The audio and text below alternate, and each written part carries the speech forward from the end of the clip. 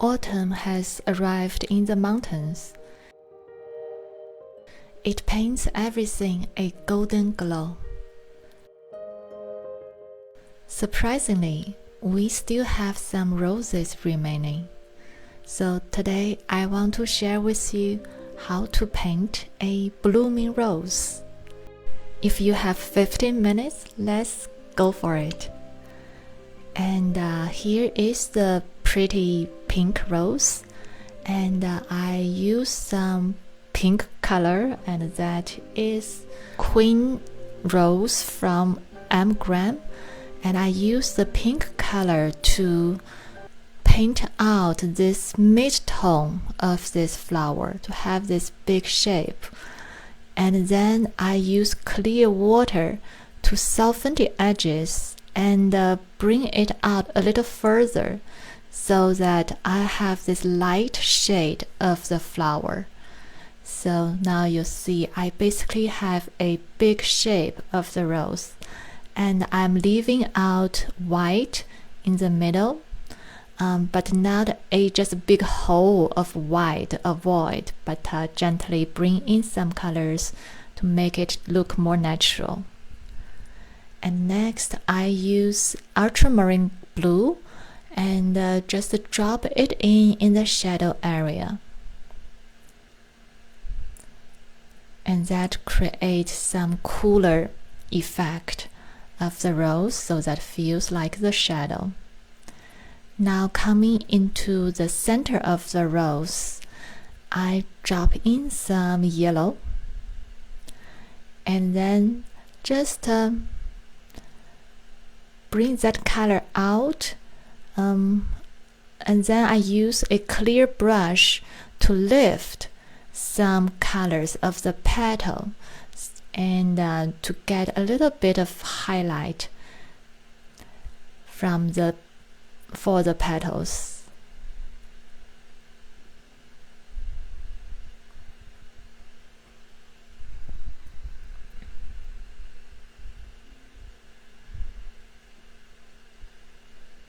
Now with an orange color, I just put in some dots in the center to mimic that shape, that form.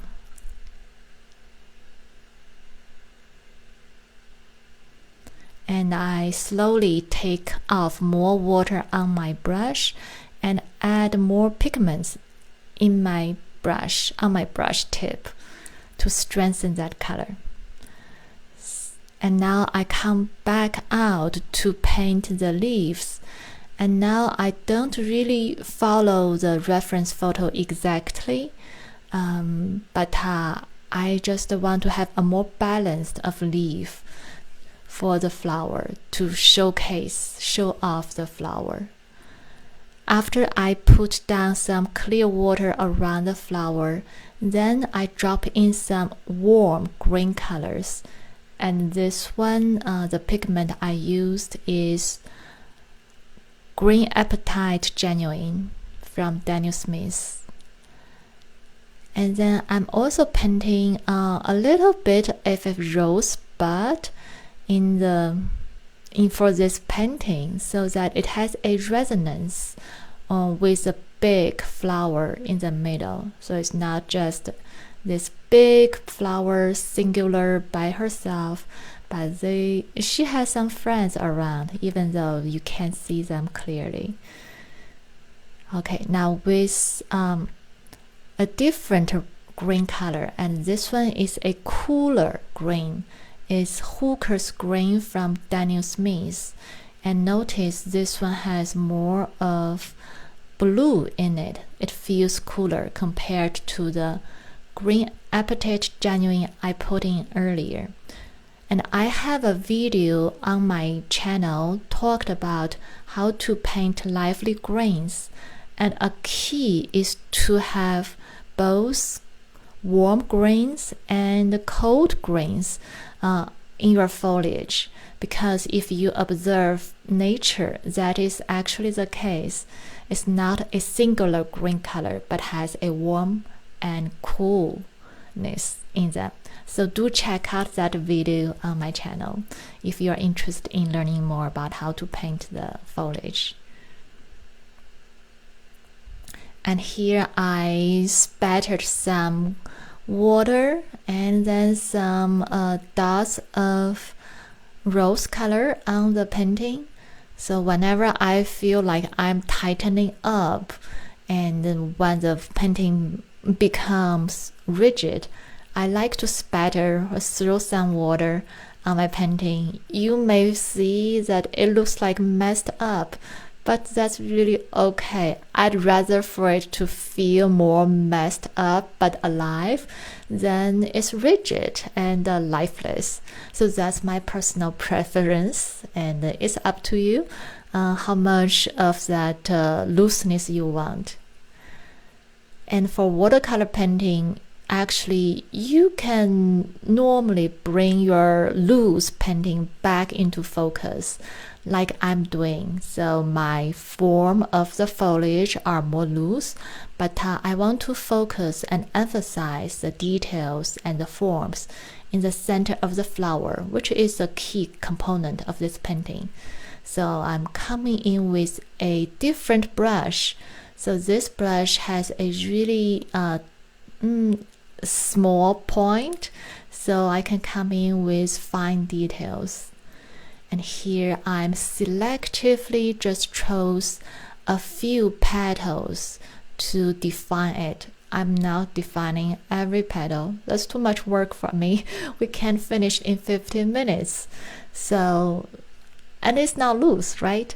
So for this one, I'm just painting a few petals, and then you can finish it in 15 minutes. So that's a trick. Don't paint everything. Paint what you like. Just what you like. This is painting for you, not for anyone else. Just enjoy it.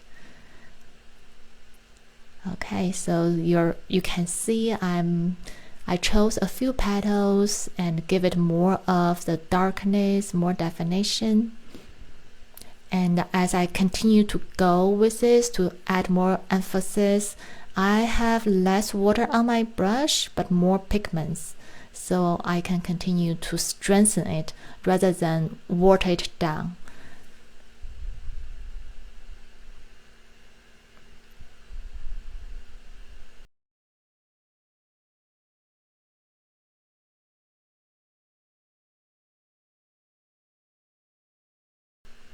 And here is a little bit of lifting to show some light coming through.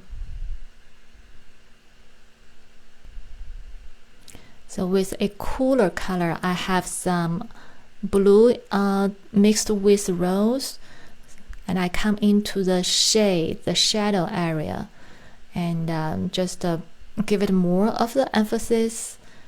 So there's more three-dimensional feeling, and it just looks more richer. It looks richer.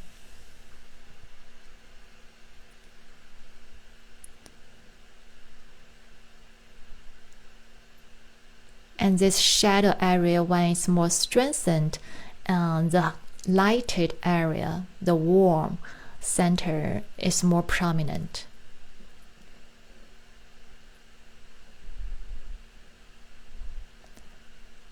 So I'm again very selective in what more pigment I'm putting on my flower. So I try not to overdo it, but just what's needed, and that's enough. Now I come back to the whole flower and use darker green. I'm trying to focus on a few edges around the flower and to give it more of punch, and then to just negatively paint a few leaves.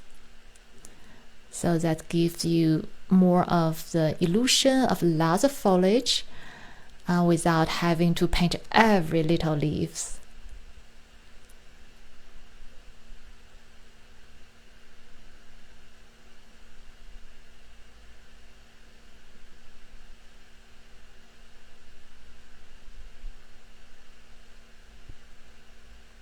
And if I find that some darkness I put down is too much, then I can always use clear brush with clear water and just soften it up. So with the definition, with the edges, there's a lot lost and found edges here. I find some edges and with darkness, and then I leave out some other edges.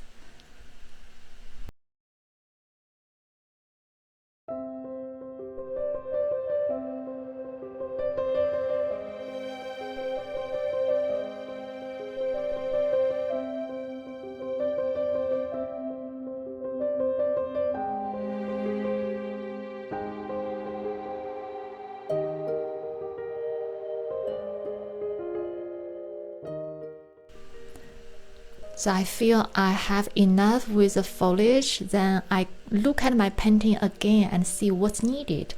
And I find I want to strengthen the center of the flower even more so it pops. So now still with this tiny pointed brush, I pick up some darker colors, a mixture of burnt umber mixed with queen rose, and try to add more focused darkness on the center, and then define some edges of the petals in the shade, so there's more of the depth and fullness to the flower.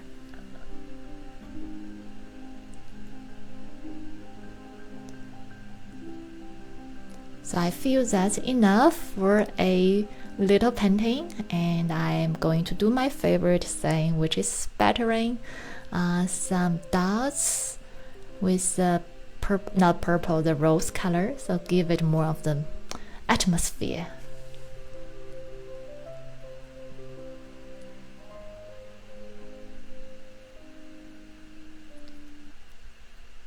Okay, I will call it a rose, and we got it done under 15 minutes. And I hope you enjoyed and give it a try. I will see you next time. Happy painting!